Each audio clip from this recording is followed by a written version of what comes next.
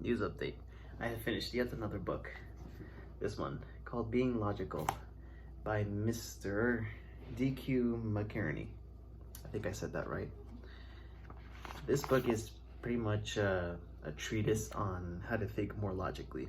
So basically what he's doing is outlining all the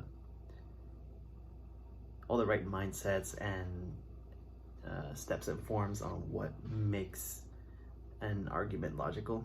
Argument in the sense that like a proposition, like if A is this, then B is this, or something like that. And he also dives into what makes for illogical thinking and all the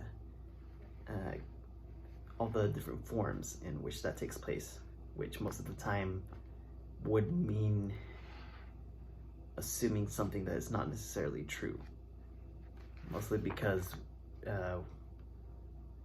due to experience rather than deductive reasoning. I won't go much into it right now, but I'll probably make a video for this one. But for now, the other news updates that I have is that a while back I made a video on how to lose weight and refining your schedule to more of what's the word?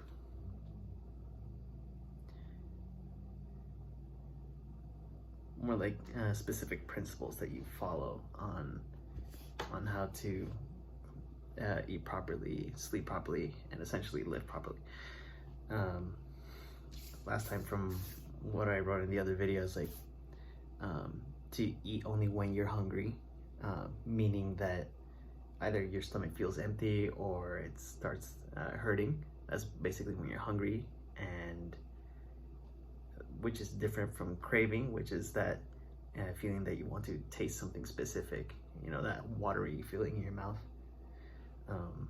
So again, the principle should be eating only when you're hungry, and the nutritional part of that is that your body intuitively knows what exactly it needs. That's the part where the craving comes in. So eating only when you're hungry and eating only what you crave when you're hungry, and to stop eating completely when you stop being hungry. So that's what I was talking about in the other video, but since then have expanded it to more of an overall daily routine we should follow. Or I shouldn't say routine, it's just principles to follow. So sleeping only when you're sleepy, and waking up when you stop feeling sleepy, pretty much. Those two things do have a pretty significant impact on your energy levels. I found that there's a lot of people who, when they try to fix their sleep schedules, they force themselves to sleep when they're not necessarily tired. And like, there's ways around that. You can increase the activity levels and stuff like that, but there's occasions where you don't have time to do that, and if you try to stick to your sleep schedule, then you end up gaining more energy than what you really need for the next day. So it's a cumulative storage of energy over time. So say, like, if you go to sleep while you're still have a lot of energy, then that energy is compounded into the next day, which basically gives you energy until later in the next day. Say if you go to sleep at 10 tonight while you still have energy, the next day you will have enough energy to last a day, plus say an extra hour. So by 11 on the next day, you will still have more energy than today. So like, if you go to sleep at 10 tomorrow per se, you will have accumulated 2 hours extra of energy. And then it keeps compounding like that day after day until eventually it really does backfire, and there's too much energy going on, and which basically distracts you and makes you lose focus. So too much energy can be a bad thing. Same thing as with a lack of energy, you know. Like when you wake up way too early or something like that, same thing, is just detracts energy in that sense. So instead of sticking to a specific sleep schedule, the principle here is to only sleep when you feel tired, only when you feel sleepy, and waking up only when you stop feeling sleepy. Now,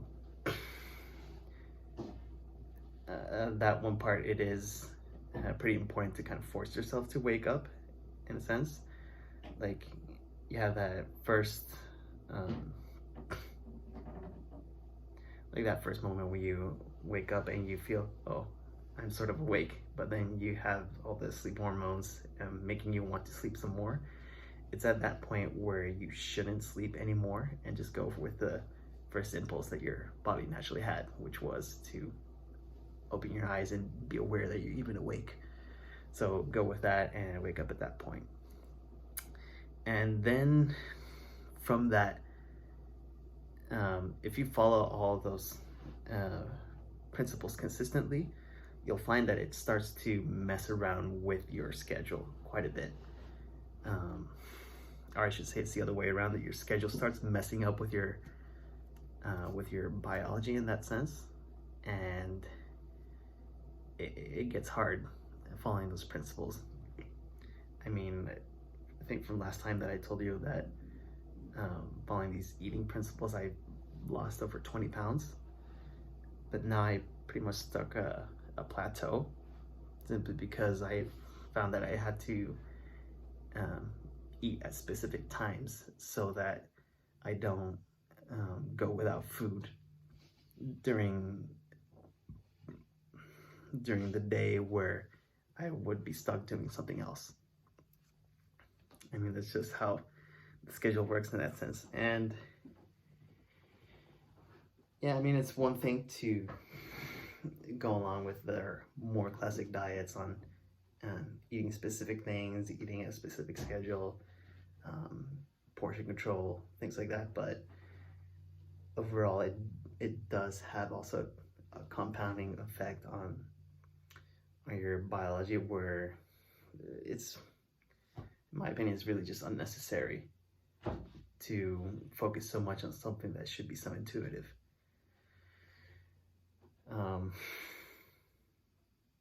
So because of that, I had to add like 3 more principles to this whole thing, just to make sure that your daily schedule doesn't influence it doesn't meddle with your biological impulses. So the other 3 principles are to not divide your time for what you don't truly want, to only focus on what you wish to achieve, and to always hold these standards to those around you. Otherwise, just kick them out of your life. So these 3 extra principles I found have a pretty profound impact, not just on your being able to follow your eating and sleeping principles, but also in just overall productivity. Because what I found is that when you do stick to a schedule, it is great to have consistency, but at the same time, it just takes way too long to develop the right sort of quality in whatever it is that you're doing. So right from the get-go, if you start to filter out any kind of distractions, any kind of thing that is not directly helping you achieve what you're trying to achieve, then the amount of extra time that you give yourself goes from from no time at all to several hours worth of extra time. And if you have enough determination and fill up those extra hours doing more of the same work that you need to do to be able to get closer to what you want to achieve, well, the faster you get there. You're just giving yourself more time. So things like not dividing your time for what you don't truly want. Again, you have a goal in mind and you know exactly what it is that you need to do to achieve that. So anything else that is not helping you get closer to that goal is time that's not well spent. So if you're going to follow this rule strictly, you have to avoid any other activity that is not directly related to your goal.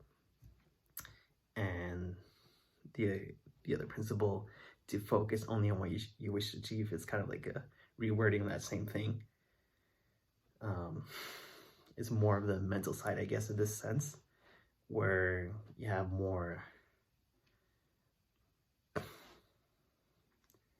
of minute distractions, not just like things around you and notifications or dealings with other people. This is specifically on your thought process. Now you can make this better just by journaling and putting your thoughts down onto paper. But apart from that, it's just that the more that you prioritize accomplishing a certain task, the more the thoughts start to accommodate for it. So this is really what this is trying to say, focusing only on what you wish to achieve. So it kind of works the same way that affirmations do, where you reprogram your subconscious mind to find ways to make the goal happen. And again, it's really just immersing yourself completely into your goal and letting yourself develop more thoughts and ideas based around that. So again, that's more the mental side of the principle, where it filters out all the unnecessary thoughts and helps you keep only the necessary ones for your goal. And then the third principle here is to always hold these standards to those around you, or else just get them out of your life. Again, people have a profound influence in the kind of character that you are. Probably heard of that idea that you are the 5 people you hang around with. That might not necessarily be your choice. It's just that, okay, I wouldn't say hang out with, I would say more the people that you spend time with. So whether you want to or not, there are people around you constantly, and those are people who still are going to influence your character, therefore your thought process, which eventually leads to your very actions. And if you're not completely careful about who you surround yourself with, then you don't have complete control over how it is that your thoughts stem from. It's kind of like the difference if you surround yourself by a bunch of people who aren't really goal-oriented or just trying to live through life and pretty much just hanging out and just having fun, versus another group of people who are actively dedicated on trying to achieve something specific, even if it's not something that you want exactly. Just the very character of these people have a different impact on you. So it's really not a thing of determining what kind of things you need to do to, or I should say, it's not about determining what kind of habits you need to implement.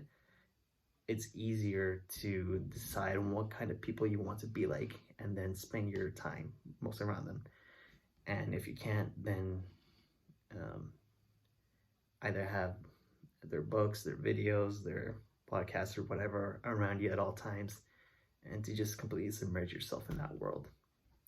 So even if that means becoming a social outcast and being stuck in your room, you're still better off doing that rather than spending time with people who don't obligate you to become the kind of person that you wish to become. And that thing of being held accountable is really what this third thing is about, to always hold these standards to those around you, or else they won't be around you. So like if they're not about your goal, it's best not to have them around you.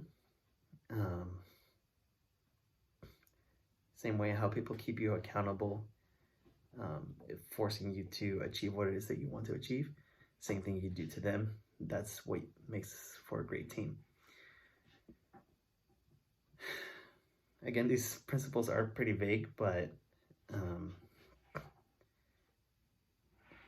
take the time to be a bit more introspective about what your daily habits are, what you spend your time on doing, which is actually something else that I was doing just now, using a time logger. Time logging app, I forget what it was called, the one I use. But yeah, basically track your time and have specific categories on what it is that you do. Not specific things, just more general. So like, for example, I have 5 categories pretty much. Yeah. Sleep, break, work, exercise, and studying. And work is really anything that earns you money. So like learning how to be more productive or other things like that, to try to improve your workflow, that wouldn't be considered as work, that would be considered as studying. So studying in and of itself is about improving your ability to earn money. Anything else really is, again, a waste of time. And anything that you want to achieve, any goal that you're working towards, inevitably will end up making you money if you're plan to get to any high level with it. It's just the byproduct of it. So there's really no way around that. So money is really the measure of success on what it is that you're achieving. So again, that's my category of work is what earns you money. Studying is what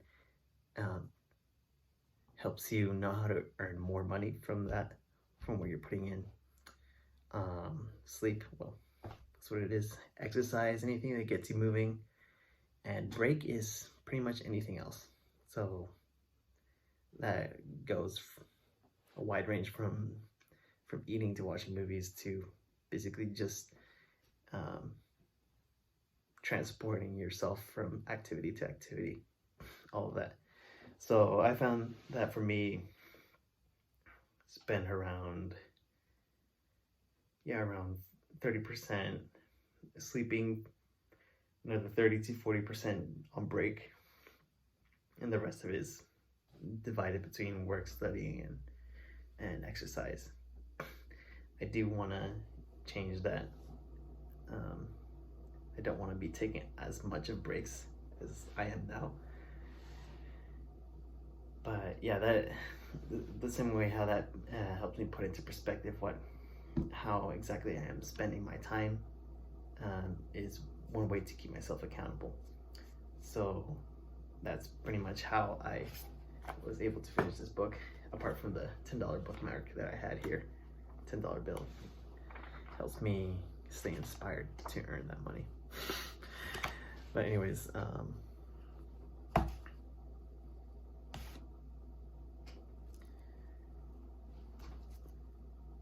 yeah, the last principle here, to always hold these standards to those around you.